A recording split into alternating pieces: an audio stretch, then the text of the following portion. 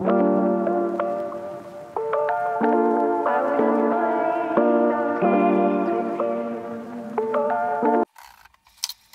כל יום, ארוחת ערב, כולם אכלו, פינו את השולחן, ואני שוטפת כלים, והבנים שלי מפנים את הכלים אחרי שמתייבשים.